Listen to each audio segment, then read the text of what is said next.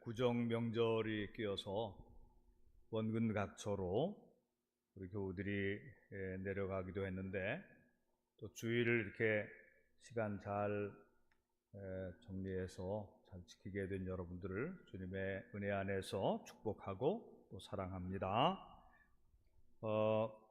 우리 어릴 적에 설을 맞이할 때 설레는 마음으로 노래를 불렀죠. 까치까치 설날은 어저께고요, 우리 설날은 오늘이에요. 참 굉장히 설 준비할 때 설레는 마음으로 맞이했던 기억이 납니다. 우리나라 사람들은 설이나 추석에 대가족이 모였죠. 모여서는 일단 차례를 지내고, 설 같은 때는 차례 지낸 후에 가족 어른들에게 세배를 드리고, 오후에는 동네 어른들에게도 세배하러 다녔었습니다. 그러면 세뱃돈을 챙겨주시거나 다과를 대접해 주시고, 새로운 한 해를 잘 살도록 축복과 덕담을 아끼지 않으셨어요. 예전에 조상 제사를 모실 때에 저도 참 제사를 참 성실히 열심히 잘 참석했어요. 교회도 다니면서 또 제사도 참석하고 그랬는데, 그런데 이제 이 제삿날이 돌아오면, 자주 돌아오면 특히 이 며느리들에게 큰 부담이 된다고 합니다.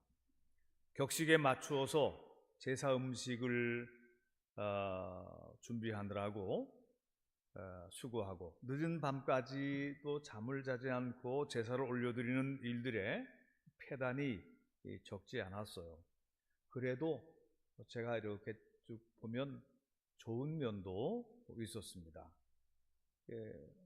첫째로 이 조상과 어른들을 잊지 않고 기억하면서 그분들의 노고와 헌신으로 일군 집안의 농토와 또 살림과 가문의 형성에 대해서 배우게 되는 것입니다. 그 다음에 오랜만에 친척 어른들과 또 형제들, 사촌들과 만나는 이 대가족의 친교와 이 단합의 시간이 만들어지게 되는 것입니다. 그 다음에 제사 음식을 나눠 먹으면서 가족이 하나 되는 그런 즐거운 시간도 갖게 되는 거예요. 그리고 조상들에 대한 공경심은 후손들이 인륜과 법도를 따라 살아가도록 가르치는 하나의 좋은 가풍을 이어가게 한 것이죠. 그러니까 옛날에 명절을 지키고 차례를 지키고 제사를 지내는 이런 것들이 좋은 면이 많이 있었다고 제가 말씀을 드리는 것이죠. 근데 이제 19세기 후반에 서양 문물과 우리 기독교의 전파로 조상님들에게 올려드리던 제사는 수도 예배나 기독교적인 가정 예배로 많이 이제 바뀌어지게 되는 것입니다. 기독교적인 추도 예배는 유교적인 제사의 허례허식을 과감하게 제거했고, 가짓수 많은 제사상을 미리 차리는 대신에 이 제사상에 올리는 음식이 가짓수가 20가지가 넘잖아요. 거의 30가지쯤 됩니다. 밥하고 치면 더 많아져요. 밥하고 국하고.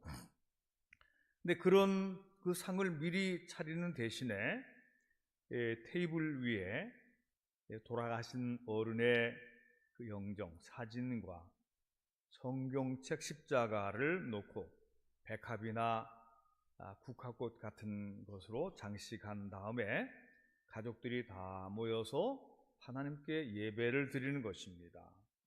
그리고 예배 드린 후에 고인이 살아계실 때에 남기신 사랑과 헌신에 대한 기억을 회고하고, 그리고 난 다음에 이제 식사를 나누고 친교를 하는데, 그런 과정 속에 이 어린 애들까지도 깊은 감화를 받게 되는 것입니다.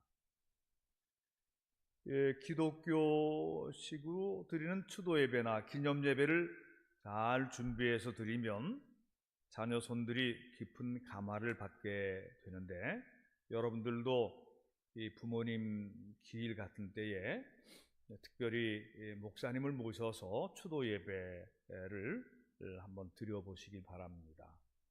그렇게 하면 은혜가 많이 될 줄로 압니다.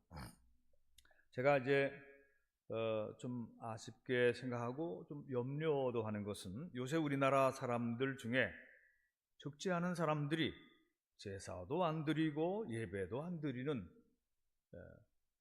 그리고 예배 드리기 위해서 제사를 안 드리는 것은 이제 좋은데 제사도 안 드리고 예배도 안 드리고 예배도 안 드리고 제사도 안 드린단 말이죠. 우리 조상들은 제사를 드림으로 조상들을 공경하고 감사하는 그런 마음을 가졌어요. 미신적으로 비는 이제 그런 것도 있었지만, 그러나 또 동시에 제사를 드리면서 하늘에 계신 하느님에 대해서 경외하는 마음도 동시에 가졌다 그런 얘기입니다. 근데 이제 기독교가 전파되면서 우리의 예배의 대상, 우리의 제사의 대상은 창조주이시요 구원자이시며 만복의 근원이신 오직 하나님 한 분만이 우리의 예배의 대상이라고 하는 것을, 기독교는 그것을 주장했기 때문에 하나님께만 예배드렸죠. 조상님과 또 돌아가신 부모님은 공경하고 기릴 뿐 제사의 대상은 아니다, 이렇게 우리는 믿었기 때문입니다. 우리나라 사람들이 한 140년쯤 전에 성경과 기독교를 받아들일 때에 그때까지 믿어왔던 유교와 불교를 거의 동시에 같이 믿었거든요. 유교는 유교대로 숭상했고 불교는 불교대로 절에 가서 또 시주하고 그랬죠.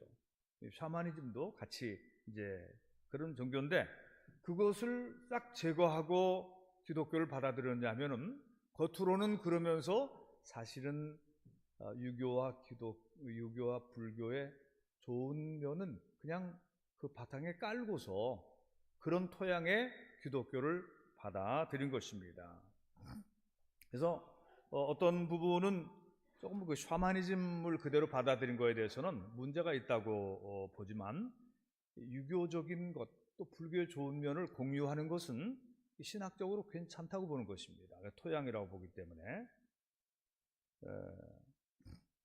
그래서 이제 요즘 우리나라의 문화가 굉장히 퇴폐적이고 타락해가는 것을 보게 되는 것입니다.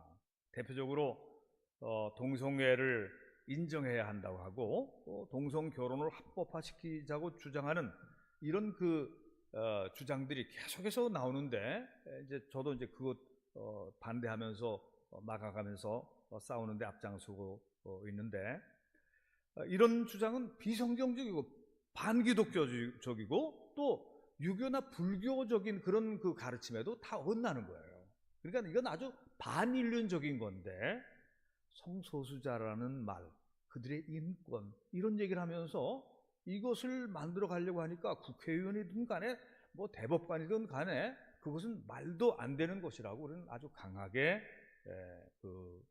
싸우고 있는 것이죠.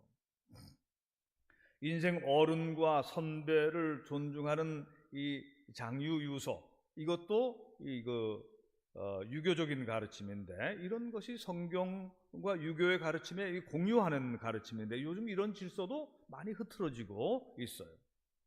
근데 우리가 이 세속 사회는 말이죠, 지금 학교도 망가지고 사방에 이런 질서와 이런 예절 이런 것들이 막 다 망가지고 있는데, 세상은 그런 경향으로 흘러간다고 해도 교회는 성도들의 거룩한 공동체이므로 이런 윤리적인 질서가 확실하게 존중되고 또 잘 지켜져야 되는 것이 거룩한 교회 공동체, 이게 거룩한 교회 공동체란 말이죠.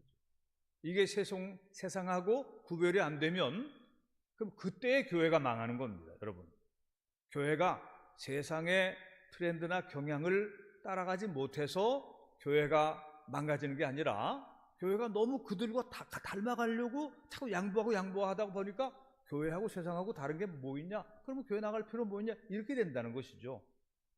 우리가 박해를 받을지언정 지켜야 하는 것이 바로 성경적인 가치관과 질서와 예절과 예배와 이런 것을 잘 지켜나가야 하는 것입니다. 교회에서는 장로가 지켜야 될 예절이 있어요. 권사가 지켜야 될 예절이 있습니다. 속장 집사가 지켜야 할 예절이 있고, 그래서 서로 존중하며 품격을 지켜야 돼요. 또 장로, 권사, 집사님들은 담임 목사와 부목사에 대한 예절을 잘 지켜야 됩니다.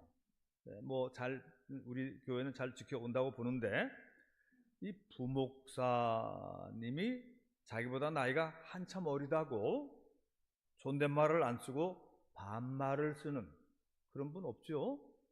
전 그런 것을 좀 다른 데서 좀 봤어요. 그리고 목사님 안 보는 데서 나이 많은 장로님들이 젊은 다른 교회 목사님들을 이렇게 험담하는, 걔가 어쩌고 저쩌고 이렇게 하는 말을까지 봤어요. 이게 말이 안 되는 것이죠. 성직자에 대한 존경심 대신 비난이나 험담을 입에 담는 것은, 이것은 윤리적인 문제를 넘어서서 그 집안에 저주가 임하게 되는 것입니다. 목사님을 존중하고 설교 말씀을 은혜로 이렇게 다시 리마인드하고, 그러지 않고 교회에 대한 비난을 집에 가서 애들 듣는 데서 교회에 대한 비난이나 목사님에 대한 불평이나 이런 것들 하면 자식들이 어떻게 되겠어요? 그들이 교회에 나올 리가 없죠. 나오면 그러면 기적이죠.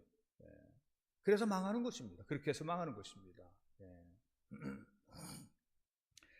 오늘 우리가 말라기서를 읽었는데, 말라기 예언서에 보면 성도들이 하나님 앞에 예배와 제사를 잘 드리지 않으므로 그들이 축복이 아니라 도리어 저주를 받게 되었다고 엄히 경고하고 있어요. 우리 말라기 1장 6절부터 9절까지 6절부터 8절까지 함께 읽겠는데, 제가 이제 이 말라기서를 읽으면서 제가 깜짝 놀란 부분이 이 부분이에요. 그러니까 이제 성도들에게, 일반 모든 성도들에게 좀 책망어조가 있어요. 경고하고 경각심을 일깨우는 것이 이 말라기 예언자의 말씀인데, 첫 번째로 나오는 경고는 제사장에게 주시는 말씀입니다. 그리고 제사장은 누구예요? 목회자에게 주는 경고 말씀입니다. 한번 같이 읽어보겠습니다. 6절부터 시작. 내 이름을 멸시하는 제사장들아, 나 만군의 여호와가 너희에게 이르기를, 아들은 그 아버지를, 종은 그 주인을 공경하나니 내가 아버지일진데 나를 공경함이 어디 있느냐? 내가 주인일진데 나를 두려워함이 어디 있느냐? 하나 너희는 이르기를, 우리가 어떻게 주의 이름을 멸시하였나이까 하는도다. 너희가 더러운 떡을 나의 제단에 드리고도 말하기를, 우리가 어떻게 주를 더럽게 하였나이까 하는도다. 이는 너희가 여호와의 식탁을 경멸히 여길 것이라 말하기 때문이라. 만군의 여호와가 이르노라, 너희가 눈먼 희생 제물을 바치는 것이 어찌 악하지 아니하며 저는 것 병든 것을 드리는 것이 어찌 악하지 아니하냐? 이제 그것을 너희 총독에게 드려보라. 그가 너를 기뻐하겠으며 너를 받아주겠느냐? 이 제사, 희생 제사를 드리던 시대의 그 상황을 배경으로 하고 있는 거예요. 왕이 없고 총독에게 드려보라 하는 말씀을 들은 걸 보니까, 이게 포로기 후기 바벨론에서 다시 돌아온 그 시대의 상황을 얘기하는 것인데, 제사장에게 너희가 예배를 왜 이렇게 무성의하게 드리느냐? 너희의 제물이 더럽고 그리고 아주 형편없는 것으로, 눈먼 것을 희생제물로 갖고 왔고 저는 것을 희생제물로 갖고 왔고, 이쪽 말은 비루먹은, 말하자면 상품 가치가 없는 저질 것들을 가지고 와서 하나님 앞에 내가 이걸 희생제물로 드립니다 하고 드리는 너희가 복을 받겠느냐? 이것을 너희가 총독에게 갖다가 선물로 드려보라. 총독이 너희를 축복하겠느냐? 너희를 저주하겠느냐?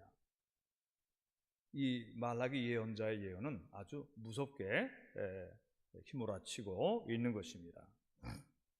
우리가 하나님께 올려드리는 예배의 예절을 잘 갖추어서 예배를 드려야 됩니다. 예배 시간을 잘 지켜야 되겠고, 예배 때 복장을 깨끗하고 단정하게 품위 있게 하고 와야 됩니다. 예배의 자세와 태도도 문제가 되는 것입니다. 무성의하게 그렇게 건방진 자세로 그렇게 예배를 드리면 안 돼요. 두 다리 다 꼬고 턱 앉아갖고 무슨 그렇게 하면 안 되는 것입니다. 하나님께 드리는 성의 있고 깨끗한 예물, 마음으로 올려드리는 감사, 아멘으로 화답하고 영혼을 담아 올려드리는 찬양, 그리고 주의 종에 대한 존경과 예우, 성도들 간의 사랑과 배려와 존중의 예절과 법도가 있어야 됩니다. 이것이 거룩한 교회인 것이죠. 이것이 세상과 구별되는 거룩한 교회 공동체인 것이죠. 빌립보서 2장 5절부터 8절까지를 또 찾아서 읽어보도록 하십시다. 오늘 읽은 부분 중에 신약성경 빌립보서 2장 5절부터 8절까지 사도 바울이 사랑하는 빌립보 교회 교우들에 대해서 여러 말씀으로 가르치다가 예수님의 겸손에 대해서 가르치고 있는 부분이에요. 빌립보서 2장 5절부터 8절까지 같이 읽겠습니다. 너희 안에 이 마음을 품어라. 곧 그리스도 예수의 마음이니 그는 근본 하나님의 본체시나 하나님과 동등됨을 취할 것으로 여기지 아니하시고 오히려 자기를 비워 종의 형체를 가지사 사람들과 같이 되셨고 사람의 모양으로 나타나사 자기를 낮추시고 죽기까지 복종하셨으니 그 십자가에 죽으심이라. 아멘. 그리스도인은 다른 거는 몰라도 이 겸손을 상실하면 신앙생활에 실패하게 됩니다. 뭘 상실하면 신앙생활에 실패해요? 다 같이 겸손. 예수님의 삶 자체가 겸손이거든요.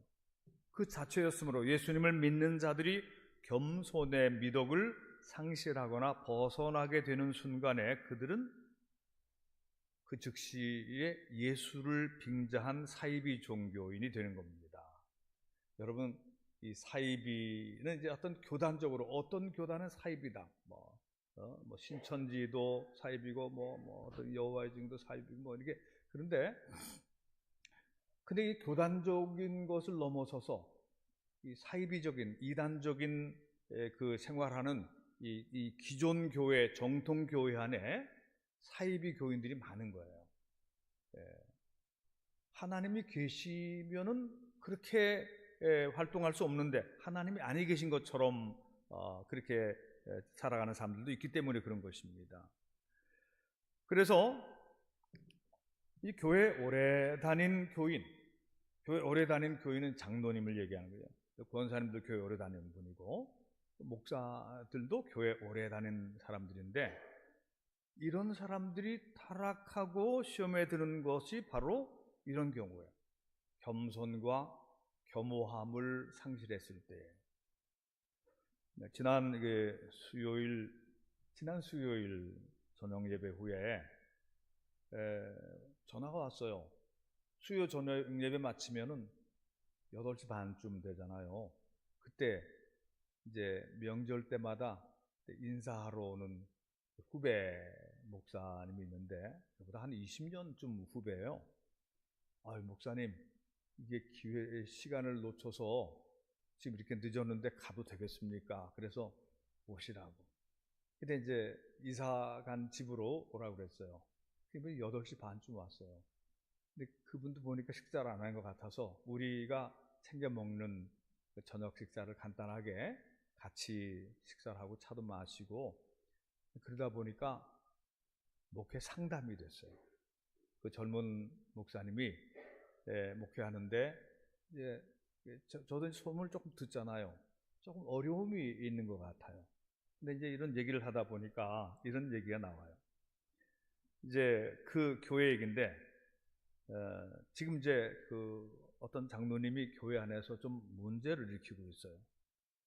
그 교회 안에서 다른 장로님들이나 권사님들도 너무 앞서서 나서고 막 설치고 자기 주장들 하면서 이 전임 목사님, 벌써 은퇴하셨는데 이 전임 목사님의 목회를 상당히 어렵게 했어요. 제가 그 얘기를 들어서 알거든요. 근데 그러다가 이제 교인들하고도 이제 좀 사이가 안 좋아져가지고 그 부부가 갑자기 해외 선교사를 지원해서 나갔어요. 그래서 몇 년, 어떤 사이가 됐는지까지는 모르지만 몇 년 그 선교지에 가서 몇 년 있다가 다시 돌아왔어요. 돌아왔는데 교인들이 이제 교회에 다시 들어오질 않고 있는데 새로 오신 목사님하고 그분 신방 가자고 그래가지고 신방 가서 이제 그분들이 다시 교회로 들어온 겁니다. 돌아와서 한동안 조용히 계시다가 갑자기 이제 다시 또 옛날 그 열심히 드러나서 다시 그 병이 도져가지고 막 또 설치기 시작한다. 막 너무너무 설치기 시작한다. 그래서 이제는 또 막 전형을 휘두르면서 설쳐대다가 이번에는 새로 부임한 이 젊은 목사가 목회하기가 너무 힘들다는 게. 그래서 우리 부부가 후배 목사 부부에게 위로하고 격려하고 기도해주고 돌려보냈는데 제가 이렇게 얘기했습니다. 그 장로님도 나쁜 분은 아니니까 대적하여 싸우지 말고 좀 잘 참고 그분이 가지고 있는 선한 열심을 좀 이해하도록 해라. 얼마나 선한 열심이 있으면 그렇게 또 설쳐된다는 그런 그 표현이 나왔지만 얼마나 열심히 있으면 또 그렇게 하겠느냐. 좀 기다려 주어라. 이해하고. 정 어렵게 되면 또 하나님께서 그 사람을 다시 선교지로 보내시든지 아니면 또 어떻게 다르게 하지 않겠느냐. 잘 참고 기다려라. 그렇게 얘기를 했어요. 제가 아는 한 교회는 그 교회가 초창기에 우리 교회처럼 빨간 벽돌 교회로 지어졌어요. 6.25 이후에 이제 세워진 교회인데, 근데 이제 적은 수의 교인들이 헌금해서 지은 교회인데 그 교회도 그때 건축 헌금을 많이 한 장로님이 있었어요. 벽돌로는 그분이 다 책임졌다 뭐 그런 얘기가 있어요. 근데 그 장로님이 얼마나 고집이 세고 주장이 강했던지 간에 기획위원회를 할 때마다 그 장로님이 외골수 고집 때문에 담임 목사님이 아주 훌륭한 목사님이셨는데 너무 힘들어 했던 그런 얘기를 제가 알고 있습니다. 그런데 그런 경우에도요, 그 장로님이 고집이 셀 뿐이지 나쁜 분은 아니었기 때문에, 교회에 헌신할 줄 아는 분이기 때문에 목사님이 많이 참아주고 인내하고, 그리고 거기에 덕스러운 장로님들이 계셨어요. 이 덕스러운 장로님들이 그 고집불통의 장로님을 잘 절제도 시키고 또 잘 이렇게 다독거려서 그 교회가 그 장로님이 있었는데도 불구하고 또 잘 부흥을 했어요. 목회를 많이 이제 경험을 하다 보니까 이런저런 얘기를 제가 많이 합니다. 최근에 임운동에 있는 한 대형 교회에서 있었던 실화입니다. 이거 이제 소문으로 오고 카톡, 유튜브 이런 걸 통해서 이렇게 나오는 그런 얘기인데, 그 교회에서 헌금을 제일 많이 한 장로님이 계셨어요. 제가 이제 소문을 들어보면 광림교회, 신사동 광림교회도 한 해 20억 이상 헌금하는 분들이 여러 명 있다고 그래요. 참 그 큰 기업을 하는 장로님들 이런 분들은 또 그렇게도 하시는가 봐요. 근데 이제 이분도 아마 교회에서 큰 헌금을 하신 분인데, 당회 때 어떤 중요한 일을 가지고 갑론을박을 했는데, 이 장로교는 당회가 우리 감리교회의 기획위원회 같은 것입니다. 장로님들만의 모인 회의를 당회라고 그래요. 장로교회에서는. 그래서 장로교회는 이 장로들로만 움직여 가기 때문에 장로교회라고 그러는 거예요. 이 당회처럼 이렇게 이런 것은 그냥 전 교인 회의라고 그러고 그러는데, 이 당회 때에 갑론을박 하다가 몇 분 장로님이 그 헌금 제일 많이 한 장로님한테 그러면 그 장로님 의견을 한번 들어봅시다 그랬어요. 그랬더니 그 장로님이, 여러분, 제가 하나님의 은혜로 헌금을 많이 드리는 건 사실인데 헌금 많이 하는 사람이 말도 많이 하면 그러면 은혜가 안 됩니다. 그래서 저는 말을 아끼겠습니다. 그리고서는 자기한테 바른 기회가 주어졌는데도 말을 안 했다는 거예요. 이게 소문이 쫙 퍼졌어요. 헌금을 많이 한 사람이 말 많이 하면은 덕이 안 됩니다. 그렇게 얘기를 했다는 것이죠. 사랑하는 우리 옥토교회 성도님들, 우리 교회는 아직 뭐 이런 일들이 없었지만 내가 은퇴하고 후임 목사가 목회를 이어받을 그 이후에 어떤 일들이 일어날지 모르기 때문에 교회의 중직들이 겸손이라고 하는 이 백신, 이 주사를 미리 맞아두어야 된다, 그런 얘기죠. 동의하시면 아멘. 예, 겸손이라고 하는 백신 주사를 맞아야 된다. 말을 많이 하고 매사에 자기 주장이 매우 강하고 자기 생각만 자꾸 앞세우고 그렇게 설치는 것은 장로님의 바람직한 모습은 아닌 거예요. 장로님은 예수님이 겸손하셨듯이 그렇게 겸손해야만 존경받게 되고 선하고 좋은 영향력을 끼치게 되는 것입니다. 믿으시면 아멘. 권사님도 마찬가지예요. 권사님도 오래 신앙생활한 분들이 권사님들이 되잖아요. 참 권사님들도 뭐 자기 주장만 얘기하고 뭐 자기 얘기만 자꾸 이렇게 얘기하다 보면은 그러면 참 사람들이 잘 받아는 줄지 몰라도 존경하지는 않게 되는 거예요. 그래서 오늘 예수님이 말씀하셨잖아요. 사도 바울이 그 예수님을 이렇게 그 예수님을 너희 안에 이 마음을 품으라 그러면서 예수님에 대해서 말씀하셨잖아요. 그래서 자기보다 남을 낮게 여기고 남을 낮게 여기고 그 서로 돌보아 나의 마음을 나의 기쁨을 충만케 하라, 그렇게 말씀하고 있는 것이에요. 제가 이제 옥토교회를 개척해서 옥토교회 개척하기 전에 한 10년을 군목, 부목 또 전도사 이렇게 쭉 돌고서 했는데 옥토교회 개척해서 해수로 37년 되는 해입니다. 우리 옥토교회 안정되고 평안한 기틀을 잡기 위해서 많은 정성을 쏟아 부은 것입니다. 저는 당장 이 현실보다도 10년 혹은 50년, 100년 후를 바라보면서 이 기반을 놓은 거예요. 그러니까 어떤 분들이 너무 버겁게, 너무 힘겹게, 너무 이렇게 우리 작은 공동체가 감당하기 힘든 그런 스케일의 사역을 했다, 여러분들이 그렇게 생각할 수 있을 것입니다. 뭐 그것이 사실일 거예요. 그러나 제가 미래를 내다보고 이게 이 판을 짠 것이라고 생각을 할 수 있습니다. 그래서 그 가운데 말이죠, 이 신앙적인 것 같아도 사실은 인간적인 주장들이 있었어요. 그것을 분별해서 그것을 제거했습니다. 정의로워 보이는데 사실은 운동권적인 시각이 있었어요. 그런 주장들이 있었습니다. 그것을 제가 구별한 것입니다. 신앙적인 언어로 포장되었지만 사실은 인본주의적인 사상이 교회 안에 스며들어 오지 못하게 막은 겁니다. 성경의 가르침과 정신을 벗어난 세속적인 주장과 인간적인 냄새가 많이 나는 휴머니즘 문화가 교회의 본질을 변질시키지 못하도록 지켜온 것입니다.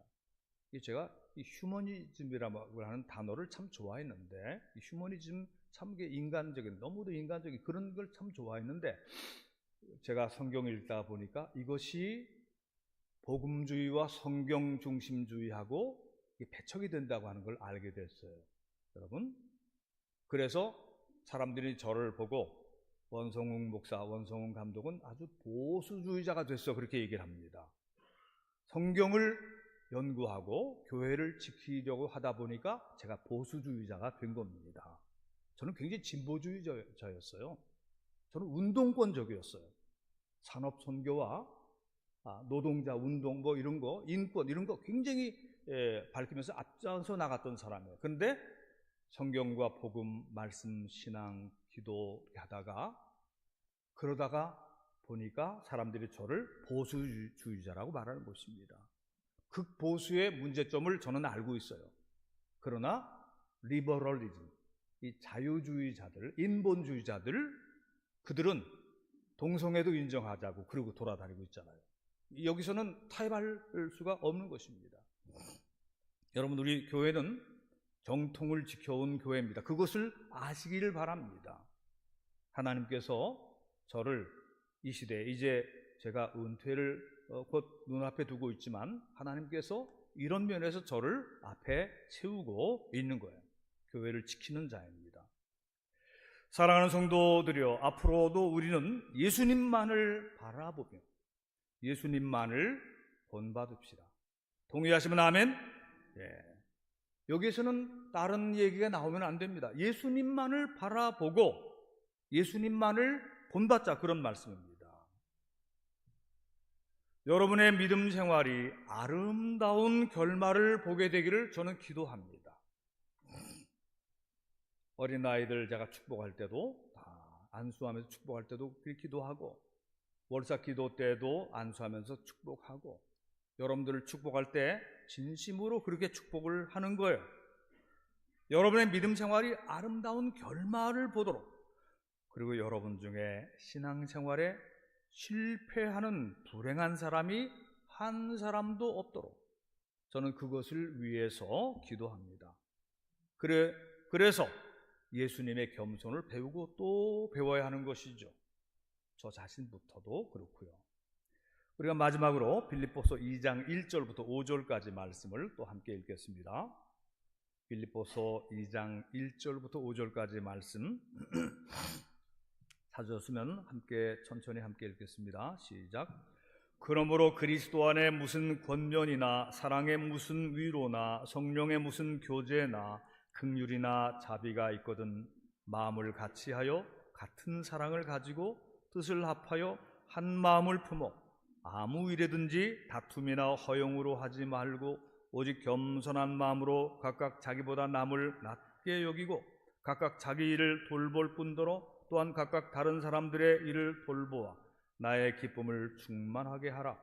너희 안에 이 마음을 품으라. 곧 그리스도 예수의 마음이니. 아멘. 사랑하는 성도 여러분들이요, 대를 이어가는 믿음의 명문 가문을 세우기 위해서 보다 더 겸손해지도록 기도하십시다. 야고보 4장 10절에 주 앞에서 낮추라. 그리하면 주께서 너희를 높이시리라. 아멘. 하나님 앞에서 예절을 갖추어 예배를 드리고 사람들 사이에서는 겸손의 예절을 갖추어 남을 먼저 존중하기를 바랍니다. 그리하면 하나님께서 진정 여러분을 높여주시고 존귀하게 해주실 것이고 여러분들의 믿음의 그 길의 미래는 아름다운 결말을 얻게 될 것입니다. 하나님께서 여러분들의 믿음에 영화로운 면류관을 씌워 주시기를 축원합니다. 기도하십시다.